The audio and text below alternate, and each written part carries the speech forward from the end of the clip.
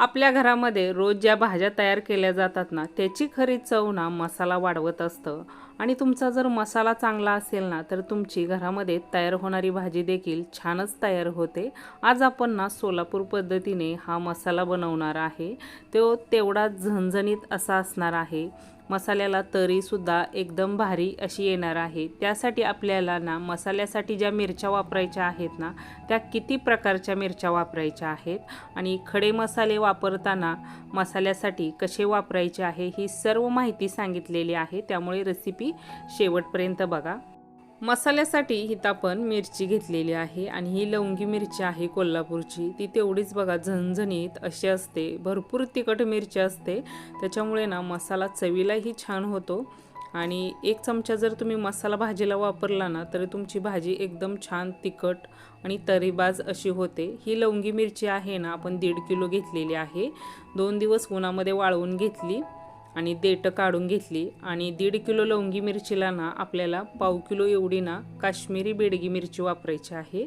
ही काश्मीरी बेडगी मिरची जी आहे ना, त्याच्यामुळे ना भाजीला तरी खूप छान येते. त्याच्यामुळे आपण काश्मीरी बेडगी मिरची वापरलेली आहे. आणि एक निस्ती बघा बेडगी मिरची असते, ती पण वापरू शकता, परंतु काश्मीरी बेडगी मिरचीमुळे तरी खूप छान येते भाजीला. त्याच्यामुळे आपण काश्मीरी बेडगी मिरची घेतलेली आहे.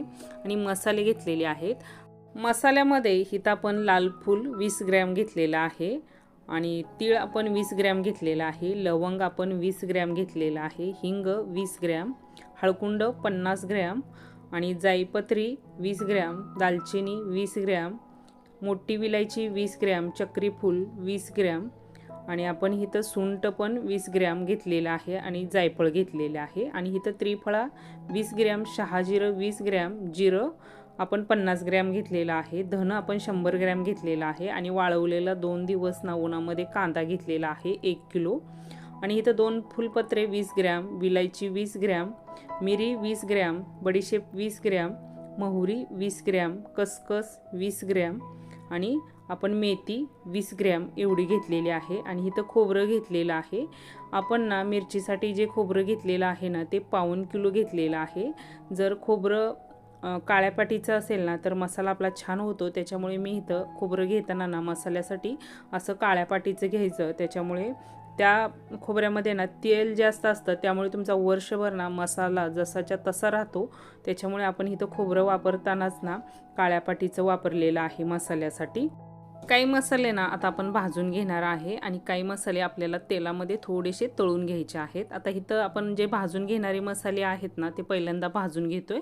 आता इथं आपण विलायची घेतलेली आहे आणि विलायची भाजत असताना ना लो टू मिडियम फ्लेमवरती आपल्याला ना विलायची थोडीशी ना पांढरी होईपर्यंत भाजून घ्यायची आहे. आता ही विलायची भाजून घेतली आहे. आपण आता परातीमध्ये काढून घेतली. आता मोहरी पण भाजून घेणार आहे.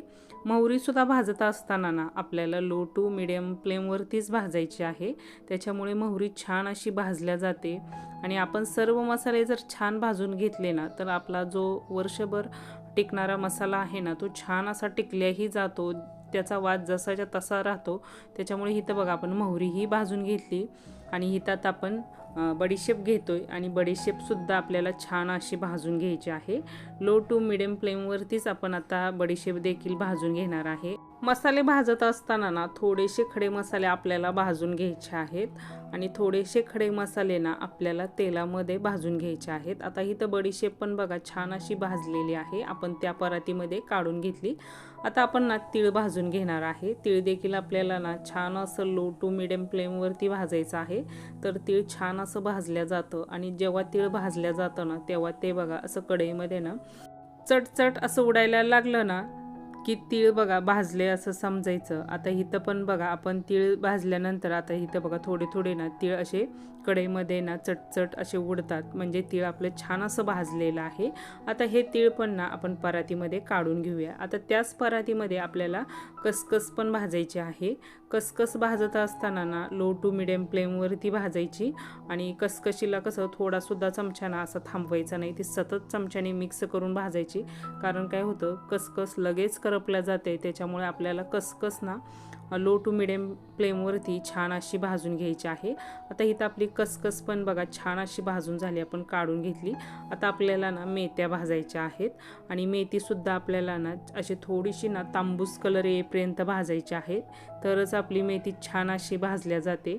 आणि मेथी छान भाजली ना तर लगेच बारीक पण होते, त्याच्यामुळे आपल्याला ना 2 ते 3 मिनिट ना इथं आपण लो टू मिडियम फ्लेमवरती मेथी छान अशी भाजून घेतली। मेथीला एक छान बघा असा कलर येऊ द्यायचा आणि नंतरच मग आपल्याला ही मेथी ना परातीमध्ये काढून घ्यायची आहे। इथं आपण मेथी पण परातीमध्ये काढून घेतली। त्रिफळा, लवंग आणि मिरी आता आपण एकत्र भाजून घेणार आहे। आता हा सुद्धा खडा मसाला ना आपल्याला लो टू मिडियम फ्लेमवरतीच भाजायचा आहे। मसाले भाजत असताना ना खडे मसाले त्यांचा वास जाऊ नये म्हणून आपल्याला ना लो टू मिडियम फ्लेमवरतीच भाजायचे आहेत, तर मसाल्याचा वास ना जसाच्या तसा राहतो आणि मसाल्याचा वास जसाच्या तसा राहिला ना तर तुमचा वर्षभर टिकणारा मसालासुद्धा त्याचा वास पण तसाच राहतो। त्याच्यामुळे आपल्याला ना हे मसाले छान असे भाजून घ्यायचे आहेत। आता इथं बघा आपण हे जे तिन्ही मसाले भाजून घेतले ना, आता तेही आता आपण परातीमध्ये काढून घेऊया। आता त्याच कढईमध्ये ना आपल्याला जिरं भाजून घ्यायचं आहे। आता जिरं आणि आपण शहाजिरंसुद्धा एकत्रच भाजून घेणार आहे। शहाजिरं जे असतं ना ते बघा असं एकदम बारीक असं असतं आणि ते फक्त आपल्याला ओळखता आलं पाहिजे। आणि जिरं जे असतं ना ते थोडंसं मोठं असतं आणि ते जाडसर असतं। कधी कधी आपल्याला काय होतं माहिती आहे का, आपल्याला शहाजिरं हे ओळखूच येत नसतं आणि आपण शहाजिऱ्याच्या जागी ना घरामध्ये जिरं घेऊन येतो आणि तेच मसाल्यामध्ये घालतो, परंतु शहाजिरं जे असतं ना ते बारीक असं असतं, ते फक्त आपल्याला ओळखून घ्यायचं आहे आणि नंतर मग मसाल्यामध्ये घालायचं आहे। त्याच्यामुळे काय होतं, मसाला एकदम छान आणि खमंग होतो। त्याच्यामुळे शहाजिरं नक्की मसाल्यामध्ये घालून घ्या। आता इथं आपण ना दालचिनी भाजून घेतोय। दालचिनीसुद्धा आपण लो टू मिडियम फ्लेमवरतीच छान अशी बघा भाजून घेतलेली आहे। आता आपल्याला काही मसाले ना तळून घ्यायचे आहेत, त्यासाठी ना इथं आपण कढईमध्ये तेल ठेवलेलं आहे। तेल गरम करण्यासाठी ठेवलेलं आहे। अर्धा किलो एवढं मी तेल घेतलेलं आहे मसाल्यासाठी। पहिल्यांदा ना आपण त्याच्यामध्ये ना खोबरं तळून घेणार आहे। खोबरं ना इथं आपण तळून घेणार आहे। खोबरं यासाठी तळून घ्यायचं, मसाल्यामध्ये बघा खोबरं जर आपण तळून घातलं ना तर मसाल्यामध्ये ना तेलाचं प्रमाण टिकवून ठेवण्यासाठी ना खोबरं मदत करतं। त्याच्यामुळे आपल्याला ना हे खोबरं ना तेलामध्ये असं तळून घालायचं आहे। तेलामध्ये तळल्यामुळे ना खोबऱ्याला ना एक खमंगपणा येतो आणि आपला मसाला पण ना खमंग लागतो। त्याच्यामुळे आपण ना हे खोबरं ना तेलामध्ये छान असं ब्राऊन कलर येईपर्यंत तळून घेणार आहे। आणि खोबरंसुद्धा बघा तळत असताना ना आपल्याला लो टू मिडियम फ्लेमवरतीच तळायचं आहे। जेवढं तुम्ही लहान फ्लेमवरती खोबरं तळून घेताना तेवढं ते छान असं तळल्या जातं आणि खोबरं छान असं तळल्या गेलं की मसाला आपला ना एकदम छान होतो। त्याच्यामुळे इथं आपण खोबरं एकदम छान असं इथं तळून घेतलेलं आहे। आता बघा असं थोडंसं ब्राऊन कलर येईपर्यंत तळलेलं खोबरं आता आपण काढून घेऊया आणि त्याच तेलामध्ये अनेक आपण राहिलेलं सुद्धा 1.25 किलो जे आपण खोबरं घेतलं होतं ना ते असं 2 ते 3 बॅचमध्ये आपण तळून घेणार आहे।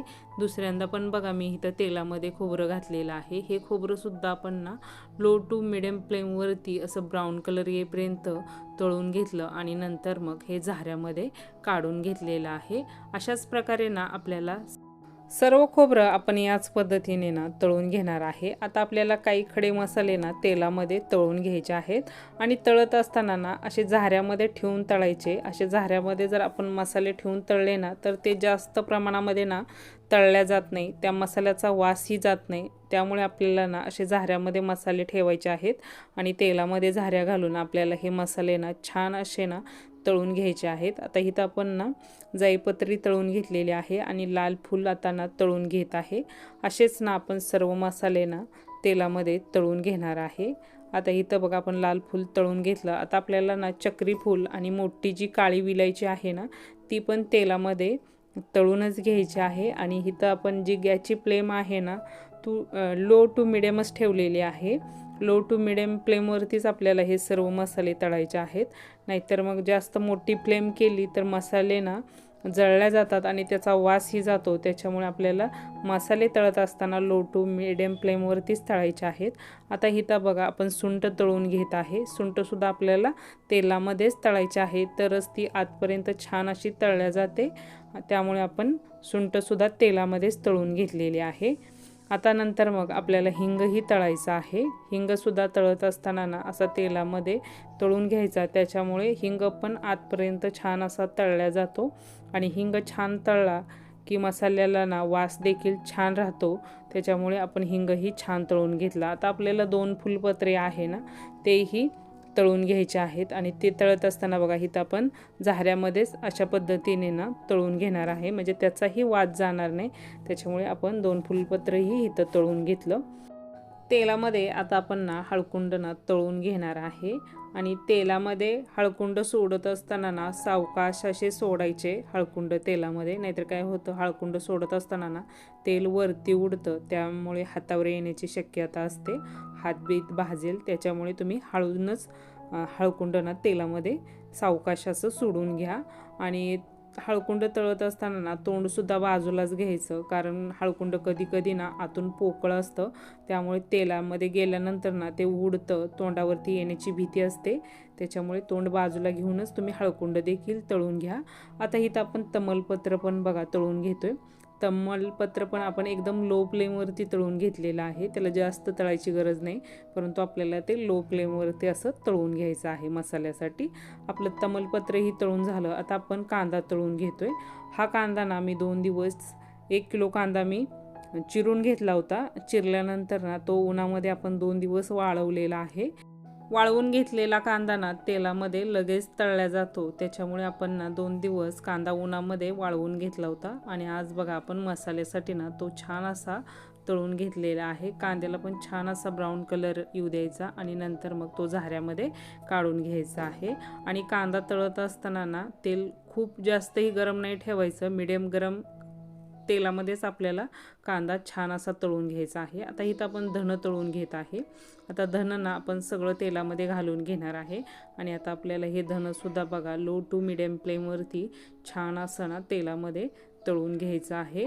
धन ना तेलामध्ये तळल्यामुळे ना ते खमंग होतं आणि मसाला देखील छान होतो, त्याच्यामुळे आपण ना तेलामध्ये धन छान असं ब्राऊन कलर येईपर्यंत बघा, त्याला थोडासा असा ब्राऊन कलर आला ना नंतरच मग तेलामधून त्याला आपण बाहेर ना काढून घेतलेला आहे।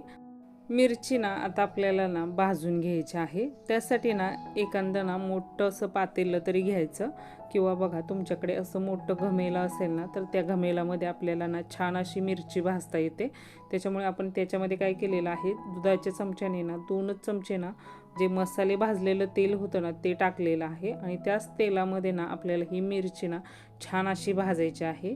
आणि मिरची भाजत असताना ना पहिल्यांदा आपल्याला हे घमेलं चांगलं गरम करून घ्यायचं आहे आणि नंतर ना फ्लेम जी आहे ना ती मिडियम ठेवायची आहे। मिडियम फ्लेमवरती आपण ना इथं काश्मीरी मिरची भाजून घेतली। आता आपल्याला ना लवंगी मिरची भाजायची आहे, नंतर आपण ना त्याच्यामध्ये तेल घालून घेतलं चमचा 1.5 चमचा आणि लवंगी मिरची सुद्धा आपल्याला लो टू मीडियम फ्लेमवरती भाजायची आहे। मिरची ना तळसू नाही द्यायची, मिरची जर भाजताना तळसली ना तर बघा तुमचा वर्षभर जो मसाला असतो ना तो तळसल्यासारखा लागतो, त्याच्यामुळे आपल्याला ना मिरची भाजत असताना ना खूप लक्ष देऊन भाजायची आहे। पहिल्यांदा ना तुम्ही जर घमेलामध्ये भाजत असाल ना तर घमेलं पहिल्यांदा फ्लेमवरती गरम करून घ्यायचं आणि तेल घातल्यानंतर त्याची फ्लेम लो टू मिडियम ठेवायची आणि लो टू मिडियम फ्लेमवरती आपल्याला मिरची छान अशी भाजायची आहे। 1 ते 2 मिनिटच भाजायची, जास्तही भाजायची नाही, नुसती आपल्याला तिला गरम करून घ्यायची असते मसाल्यासाठी। आणि गरम झाली ना मिरची चांगली बारीक होते, त्याच्यामुळे आपल्याला ही मिरची ना लो टू मिडियम फ्लेमवरती छान अशी भाजायची आहे। अशी आपण 2 ते 3 टप्प्यामध्ये ना ही लवंगी मिरची भाजून घेतलेली आहे। आता जे आपण बघा ते मसाले जे तयार करून घेतलेले आहेत ना, हे खोबरं तळून घेतलेलं आहे, कांदा आपण तळून घेतलेला आहे, काही खडे मसाले जे भाजून घेतलेले आहेत ते एका परातीमध्ये आहेत आणि तळलेले मसाले, आणि इथं मीठ घेतलेलं आहे। आता आपण एवढ्या मसाल्यासाठी ना मीठ जे आहे ना ते आपण 350 ग्रॅम घेतलेलं आहे, जास्तही मीठ घालायचं नाही, नाहीतर मसाला ना पांढरा पडतो, त्याच्यामुळे आपल्याला प्रमाणामध्येच मीठ देखील घालायचं आहे। आणि आपण इथं हा मसाला ना डंगावरती ना कुटून आणलेला आहे। आपला मसाला ना 3.5 किलो झालेला आहे आणि तुम्ही बघू शकता मस्त अगदी लाल भडक असा मसाला तयार झालेला आहे आणि वर्षभर ना छान हा मसाला टिकतो। असं तुम्ही ना चिनी मातीच्या भरणीमध्ये ना भरून ठेवायचा, त्याच्यामुळे मसाल्याला काहीसुद्धा होत नाही। पावसाळ्यामध्ये सुद्धा बघा चिनी मातीच्या भरणीमध्ये ना मसाला छान राहतो. त्याच्यामुळे तुम्ही चिनी मातीच्या भरणीमध्ये तरी भरून घ्या किंवा तुमच्याकडे काचेची मोठी भरणी असेल ना त्याच्यामध्ये भरायचं आहे. मसाल्याने ना भरणी फुल भरलेली आहे आणि जो राहिलेला मसाला आहे ना तो मी एखाद्या ना काचेच्या भरणीमध्ये भरून ठेवणार आहे. म्हणजे रोजच्या भाजीला ना तोच मी मसाला वापरणार आहे आणि तो संपला की नंतर मग आपल्याला ना ह्या भरणीमधला मसाला वापरायचा आहे. परंतु आपल्याला भरणी जी आहे ना ती नीट पॅक करून ठेवायची आहे. अशी सुती रुमालानी ना नीट पॅक करायची. आता इथं आपण जो सुती रुमाल घेतलेला आहे ना तो असा म्हणजे देवाला बघा कपडे घेतात ना अस्तर त्याचा हा आपण कपडा घेतलेला आहे आणि तो बांधलेला आहे भरणीला. अशी भरणी आपल्याला ना पॅक करून ठेवायची आहे. त्याच्यामुळे वर्षभर ना मसाला आपला छान असा राहतो. आणि तुम्हाला हे व्हिडिओ कसं वाटलं, व्हिडिओ आवडलं तर नक्की लाईक करा. तुमच्या मित्रपरिवारासोबत हा व्हिडिओ तुम्ही सर्वांना शेअर करा. चॅनलला सबस्क्राईब करा. कमेंट करायला देखील विसरू नका. पुन्हा भेटूया आपण अशाच एक नवीन आणि छानशा रेसिपीमध्ये. धन्यवाद.